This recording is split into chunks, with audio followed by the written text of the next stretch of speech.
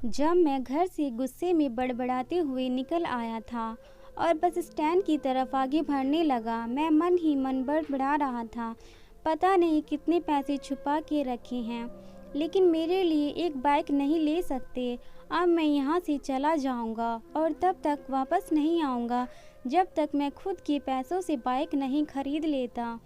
इतना सोच ही रहा था, तभी मेरे पैर में मुझे कुछ चुभने का एहसास हुआ। नीचे देखा तो समझ आया कि जल्दीबाजी में पापा के जूते पहन आया हूँ। उन जूतों में कील उभरी हुई थी जो मेरे पैर में बार बार घाव किए जा रही थी। लेकिन उस समय गुस्सा बहुत था तो मैंने बड़बड़ाते हुए आगे बढ़ गया। अचानक मुझे याद आया कि मैं पापा का पर्स भी साथ ले आया हूँ। मेरे खुराफाती दिमाग में एक ख्याल आया, क्यों ना आज पापा का पर्स चेक किया जाए, जिसे आज तक उन्होंने किसी को हाथ तक नहीं लगने दिया था। पता नहीं कौन सा खजाना छुपा है इस पर्स में जो किसी को हाथ नहीं लगाने देते थे। जब मैंने पापा का वह पुराना पर्स खोल कर देखा तो उसमें पैसे तो नहीं मिले, लेकिन पैसों की जगह पर एक डायरी रखी हुई थी। तब मैंने सोचा, ओहो, तो यहाँ ये खजाना छुपा रखा है। मैंने समझ रहा था कि यहाँ पापा ने लिखा होगा कि किस से कितने पैसे लेने हैं और किस को कितने पैसे दिए हैं, लेकिन मैं गलत था। जब मैंने उस छोटी सी डायरी का पहला पेज खोल कर देखा तो वहाँ पर जो लिखा था वो थोड़ा सीरियस कर देने वाला था। डायरी में जो लिखा था उसे पढ़ने के बाद मेरे चेहरे पर जो एक्सप्रेशन थे वे गायब हो चुके थे, क्योंकि डायरी में वैसा कुछ नहीं था जैसा मैं सोच रहा था।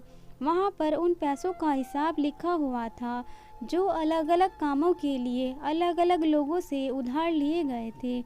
उस लिस्ट में कंप्यूटर के नाम पर भी पैसे लिए गए थे। कुछ यूँ लिखा था, 50,000 बेटे के कंप्यूटर के लिए। ये वही कंप्यूटर था जिसे मैं आज तक यूज़ कर रहा था, लेकिन मुझे ये पता नहीं था उस कंप्यूटर को ख़रीदने के लिए पैसे कहाँ से आए थे।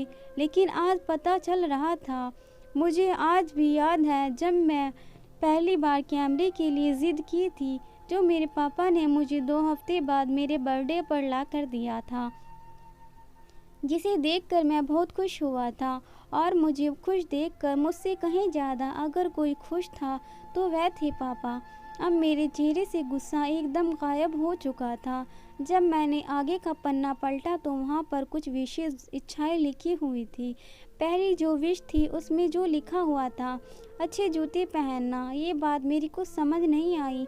तभी मेरे पाँव अचानक सड़क पर भरे हुए पानी में जा पड़े और तभी मेरे पाँव में कुछ गीलेपन का एहसास हुआ। जब मैंने जूता उतार कर देखा तो उसका ताला टूटा हुआ था। यह देखकर मुझे डायरी में लिखी बात याद आ गई। तभी मुझे माँ पापा की कही बातें भी याद आ रही थी कि कैसे माँ जब कहा करती थी पापा से, अब तो ये जूते पुराने हो गए, नए ले लीजिए, तो पापा अक्सर ये कहकर टाल दे दिया करते थे, जूते अभी और चलेंगे, अभी कुछ दिन पहले तो लिए थे। मुझे आज समझ आ रहा था कि कितने दिन और चलेंगे। साथ ही साथ ये भी समझ आ रहा था कि पापा पर्स को क्यों छुपा कर रखते थे। तभी उस डायरी को पढ़ते हुए बस स्टैंड पर पड़ी बेंच पर आकर बैठ गया। अब उस डायरी का आखिरी पन्ना बचा हुआ था। उस पन्ने को जब मैंने पलट कर देखा तो वहाँ कल की डेट लिखी हुई थी। तारीख के नीचे लिखा हुआ था 50,000 रुपये बाइक के लिए।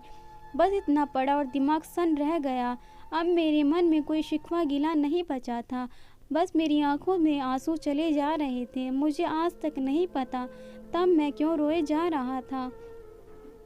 अब मैं जल्दी से घर की तरफ भागा, लेकिन जूतों की वह कील पाँव में अब तक घाव बनने में कामयाब हो चुकी थी। मैंने जूते को रास्ते में ही निकाल कर फेंक दिया और भागते लड़खड़ाते हुए घर जा पहुंचा। लेकिन पापा घर पर नहीं थे। मैं समझ गया वे कहाँ थे। मैं सीधा पास वाली बाइक एजेंसी की तरफ गया। पता नहीं आज कहाँ से इतनी ताकत आ गई थी कि मैं भागते हुए थक नहीं रहा था, और वह भी बिना जूतों के नंगे पैर। जैसे तैसे मैं बाइक एजेंसी पर पहुंचा। पापा वहीं थे। मैंने पापा को दौड़कर गले लगा लिया और मेरी आंखों में आंसू रुकने का नाम नहीं ले रहे थे। पापा को समझ नहीं पा रहे थे आखिर हो क्या रहा था, मैं क्यों रो रहा था। मैंने पापा से कहा, पापा मुझे मोटरसाइकिल नहीं चाहिए, आप अपने लिए जूते ले लीजिए। अब आज से मैं जो भी करूँगा अपनी मेहनत से अपने बलबूते पर पढ़ कर करूँगा। कि हम अपनी माँ से हर बात शेयर करते हैं और माँ भी इसे के बदले में हमें बहुत प्यार देती है, लेकिन एक शख्स ऐसा भी होता है जो हमें छुपकर प्यार करता है, वो होते हैं हमारे पिता। ये परिवार में एकमात्र ऐसा व्यक्ति होता है जो अपने बच्चों से उन्हें बिना जताए छिपकर प्यार करता है, खुद की इच्छाओं को मारकर बच्चों के लिए सपने देखता है और उनकी खुशी में खुश हो जाता है। मुझे नहीं पता कि आप अपने पेरेंट्स की इज्जत करते हो या नहीं, लेकिन अगर आपके पास पेरेंट्स हैं तो आप मुझे बहुत खुशनसीब हो, क्योंकि इस दुनिया में बहुत से लोगों को तो पेरेंट्स का प्यार भी नहीं नसीब होता। अंत में मैं यही कहना चाहूँगी कि माँ बाप की भावनाओं का सम्मान करें।